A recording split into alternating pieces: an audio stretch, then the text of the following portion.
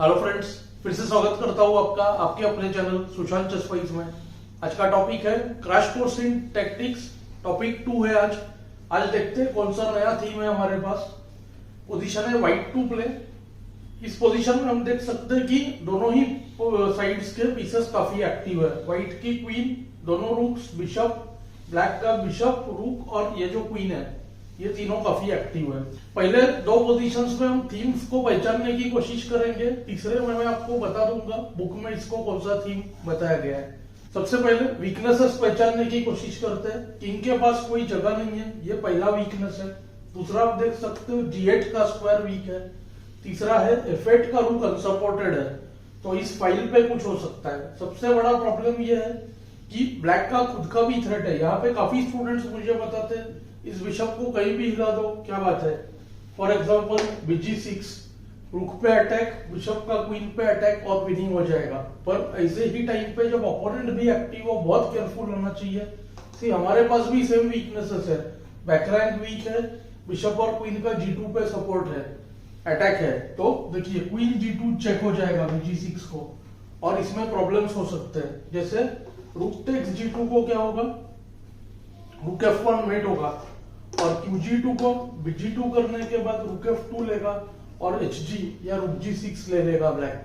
तो व्हाइट ने इन वीकनेस को पहचानते हुए खेला बिशप D5। अब देखिए गेम इंस्टेंटली ओवर BD5 के बाद, क्योंकि रुक इनटू F2 लेते ही QG8 चेकमेट, और दूसरा कुछ भी करने पर, फॉर एग्जांपल बिशप D5, तो फिर रुक F8 check, BG8 force, QG8 या रुक G8 चेकमेट। तो BD5 के बाद ही तुरंत ब्लैक को डिजाइन करना पड़ा। चलते हैं नेक्स्ट पोजीशन पर।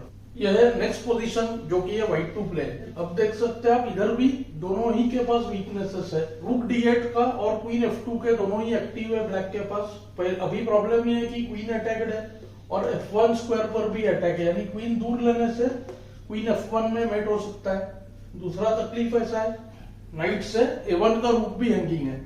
तो यहाँ पे ये पोजीशन ऑफकोर्स व्हाइट ने सोच कर लाया होगा, नहीं तो दिखने में तो लग रहा है लॉस्ट है।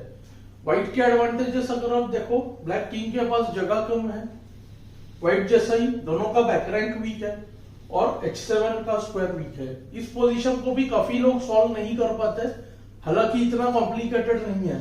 गेम में तो काफी लोग ऐसे पोजीशंस को देख के डर ही जाते हैं, मूव फाइंड ही नहीं कर पाते। अब अगर हम बराबर से ध्यान दें, अभी इस गेम में तो व्हाइट प्लेयर ने कैलकुलेट करते हुए इसको लाया है, तो दोनों ही स्ट्रॉन्ग प्लेयर्स होंगे। तो अभी हुआ क्या, इसमें व्हाइट ने ध्यान दिया क्वीन का H7 पर जो अटैक है बहुत इंपॉर्टेंट है। इस रूक का D1 स्क्वायर और क्वीन और रूक का F1 स्क्वायर, यहाँ पे से अटैक हटाना या कम करना बहुत जरूरी था। तो इसीलिए व्हाइट को जो यहाँ पे बहुत स्ट्रॉन्ग मूव मिला वो है रूक D4। आप नोट करो, अगर रूक H4 करे, काफी लोग मुझे बताते कहीं भी डिफ्लेक्ट करो क्या फर्क पड़ता है, सिर्फ रूक H4 पर तो क्वीन चली जाएगी। दूसरा बचा रूक F4, क्वीन अटैक, रूक अटैक। इसमें क्या होगा, जस्ट रूक टेक्स D3, रूक F2, उसको रूक टेक्स F2, लूजिंग हो जाएगा। व्हाइट ने खेला रूक D4, रूक D4 करते ही देखिए इस D8 रूक पे दो अटैक हो गया। मेटिंग थ्रेट तो यहाँ पे गार्डेड ही है, D3 और A1 का दो अटैक्स और दो सपोर्ट्स इस पोजीशन में, और क्वीन का जो H7 पर मेटिंग थ्रेट, यानी कि अब ब्लैक को मेट बचाना तो फोर्स्ड है, और जैसे ही मेट बचाएगा चाहे G6 करे तो रूक टेक्स D8। और आप देख सकते हो कि रुक पूरा फ्री चला गया। मेन पॉइंट इसमें ऐसा है, रुक से भी ज्यादा नाइट A1। यहाँ पे आप काफी लोग कहते हैं रुक तो मरा ही नहीं, लेकिन यहाँ पे व्हाइट का होता है फोर्स टैक्टिक, वो है QD4 चेक। इस मूव को काफी लोग मिस कर देते हैं। पॉइंट देखिए एकदम सिंपल सा है, अगर किंग G8 किया तो queen takes F2, queen free चली गई, और क्वीन टेक्स क्वीन करने पर देखिए कितना डेडली डिफ्लेक्शन यूज किया है। रूक F8 चेक, इंटरमिजो, फोर्स किया किंग को G7 पर, और अब नाइट फोर्क। किस तरह से मल्टीपल थीम्स यूज हुए हैं। किंग H6 फोर्स, उसको नाइट टेक्स D4, यानी कि क्वीन जो है फ्री में रिकवर कर लिया। ये जो F8 का रूक एक्चुअल में फ्री चला गया और व्हाइट का विनिंग हो गया। इस टाइप के पोजीशंस का कैलकुलेशन और सॉल्विंग हमारे गेम को काफी बेटर बना सकता है। वही हमारे इस लेसन का पर्पस है कि थीम्स को किस तरह हम पहचान रहे हैं और कितने सारे थीम्स हम एक ही पोजीशन में देख रहे हैं। चलिए चलते हैं थर्ड पोजीशन पर। यह है ब्लैक टू प्ले पोजीशन। आप देख सकते हो फिर से एक बार ब्लैक के पीसेस सारे के सारे एक्टिव है। क्वीन G5 पर एक्टिव है, रूक डेवलप्ड है, BG7 इस डायगोनल पे बहुत स्ट्रॉन्ग है, दोनों नाइट्स डेवलप्ड है, बस C8 का बिशप और A8 का रूक बाकी है। अगर हम दूसरे हाथ में व्हाइट को देखें, A1 H1 अनडेवलप्ड है, दोनों बिशप्स फ्री है पर एक नाइट अभी तक अंदर है। मेन वीकनेस जो इस पोजीशन में वो है व्हाइट का किंग जो सेंटर में फंस गया। ब्लैक ने कितने अच्छे से इस डायगोनल का और जो एक्स्ट्रा डेवलपमेंट है इसका यूज किया। चलिए पिछले पोजीशन की तरह देखते हैं। देखिए किंग सेंटर में वीकनेस है, कुछ ब्लैक स्क्वायर्स वीक है, जैसे कि क्वीन का C1 पे अटैक होना।